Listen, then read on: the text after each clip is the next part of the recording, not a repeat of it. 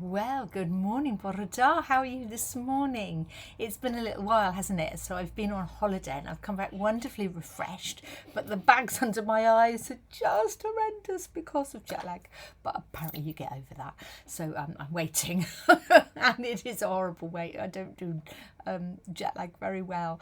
But hey, how are you? What's been going on in your lives?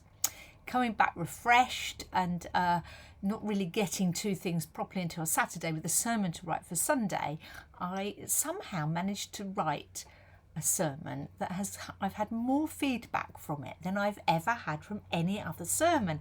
And I was wondering what that was about because everybody always says, "Oh, nice sermon, Vicar," and then we all move on. But I've had some really sort of in-depth, thoughtful feedback from what I preached, and I just thought, well, that's a little bit interesting. I'm not going to say it's strange because perhaps it means I should have been preaching better beforehand, but anyway, that's a whole other thing. This sermon clearly hit the mark for many people, and I preached about who we think God is and how we view him will affect how we then live our lives. And I mean, it's pretty obvious stuff, really, but it always pays to have somebody spell it out, doesn't it? So if we think God is a God of punishment and wrath and a God who we're a little bit scared of, then we're probably not going to go out of our way to engage with him or pray with him. And if we think he's a God who kind of just stands aloof and doesn't have much to do with us, then we probably won't waste much time because we don't believe that prayer with him will change anything. But if we believe that God is on our side and loves us passionately and is a friend to us, then perhaps we might start to treat him as a friend. And that's not to say we won't be reverent or slightly in awe or seriously in awe, but it does mean that if we feel he's approachable and on our side and ready to listen, then perhaps we'll talk to him a bit more. And I don't know what people made of that inside because everybody has their own story and we all have our own lives upon which we build our beliefs and our structures and how we come to make sense of everything. But somehow I think it was that bit of the message that made people start to think a little bit.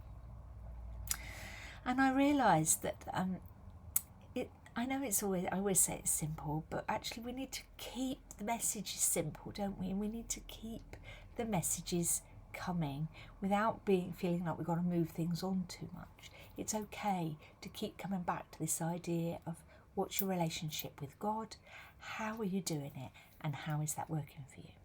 And what I learned from having preached and listened to some feedback and reflecting and reviewing how that might be and what that's all about is that having preached the sermon and knowing exactly what its content was, I was still encountering the God of surprises because of the way it landed for people and the feedback that I got.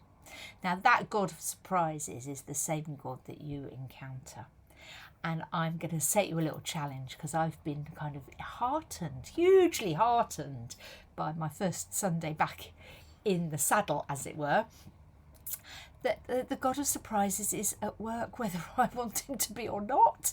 And what a great way to come back and start again, having had a break and be refreshed and keen to go. So my challenge is, in the routine, in the getting on with stuff, have you got your eyes open for the God of surprises who might just give you a little tap on the shoulder and say, "Excuse me, are you watching? Are you listening? Have you tuned in? Have you remembered me? Because I'm still here and I'm up to stuff." Because that's what I was reminded by with my sermon today. It was what I thought was a regular sermon, and in fact it landed really strongly for a lot of people, and that was my little encounter with the God of surprises. So I've got my eyes and ears open for a whole week's worth now of little bits of surprise, and I think I'm going to root it in a single verse of one of the Psalms. I'm going to read it to you. It's Psalm 90 and it's verse 14. Because this is a great way to start the day and a great way to open our hearts and minds to a God full of surprise. Are you ready? The psalmist writes this: Satisfy us in the morning with your unfailing love, that we may sing for joy and be glad all our days. Let me know how you encounter God this week, how he might surprise you, and where you can see him at work where you weren't expecting to. I think we're going to have a great week, and I look forward to hearing from you. You know where I am. Lots of love and God bless. Bye-bye.